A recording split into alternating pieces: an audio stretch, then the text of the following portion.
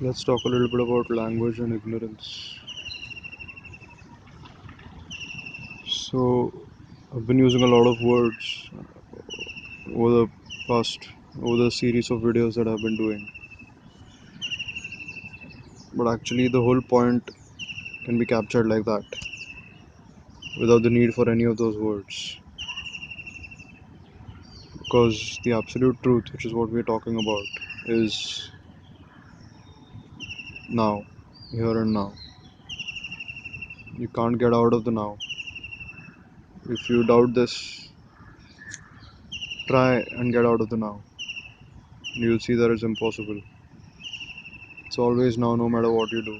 You try to run away from it, it's again now. Don't run away from it, it's still now. And that obvious reality of now is what we are talking about. All the words that we use are basically techniques to take your attention as deeply into the now as possible. So, language is a tool, it's a tool for communication. Words are tools that point beyond themselves to actual experience, to actual objects. And this is an indispensable tool for practical purposes. But in terms of the absolute truth, it is a form of ignorance because words arise and pass away, arise, vibrate for a while, and pass away. In other words, they're subject to time. They depend on the past and the future to provide the flow and continuity necessary to understand and hear sounds which are what words are at one level. At another level, words are just forms of light because we write them down. So, light and sound are forms or objects, and as we discussed earlier, it is consciousness, empty, aware, self-aware consciousness that appears as takes the form of every object in the universe and in mental space and inner space, the imaginary objects that you perceive in meditation and in dreams and while creating art. So words are subject to time, they come and go, but the now does not come and go. So if we fixate on the words, it's like keeping on saying chocolate without actually eating the chocolate. It's like sitting on the sign that says New York without actually going to New York. It's like intensely poring over a map of Pune without actually exploring Pune physically. That is how vast the difference is between everything that I've said and the actual experience that the stuff being said points to. So ultimately, we cannot speak about the absolute truth, but we can make attempts to approximate the absolute truth. We can make effective attempts to point to the absolute truth and induce eventual silence, which is where the juice of experiential realization begins, which is where intellectual speculation and discussion is transcended and silence is experienced in as much depth as possible. So,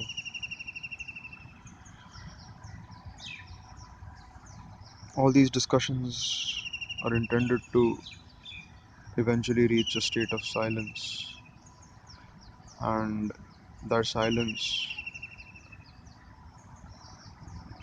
is of infinite depth. There is no end to it. You can keep getting more and more silent as you go deeper and deeper into it and feel the blissfulness of silence. So, language, in, in the context of the absolute truth, linguistic structures that we use to attempt to describe and convey the absolute truth are a form of ignorance. They're just a bridge to the destination. So, one must not fixate on the words, but look beyond the words to what the words are pointing to. So this is one of the purposes of Zen koans, which are deliberately paradoxical and illogical, because they shut the mind. They induce a state of logical failure so that the mind cannot build its stories and its conjectures and its hypotheses and its speculations around it. A good example of a Zen koan is this: there is no such thing as enlightenment. This very realization is enlightenment. So deliberately, apparently senseless and paradoxical statement made in order to help you see that words cannot get you there. Words can only be a finger pointing to the moon, but not the moon itself, as the Buddha puts it. So, what is sold to us as knowledge, which is the vast amounts of linguistic information that is crammed into our heads since day one of our education, is from the perspective of the absolute truth, ignorance. So, language is ignorance in the context of the absolute truth, because the absolute truth is here and now. If I shut up, there it is. Even if I'm talking, it's there anyway. Just that there's a lot of noise, unnecessary noise added to it in the form of whatever I'm saying. That's what Ramana Maharshi says: the highest teaching is silence. The most eloquent expression of the absolute truth is silence. And in silence, actual knowledge, living knowledge, which cannot be refuted or argued with, is revealed.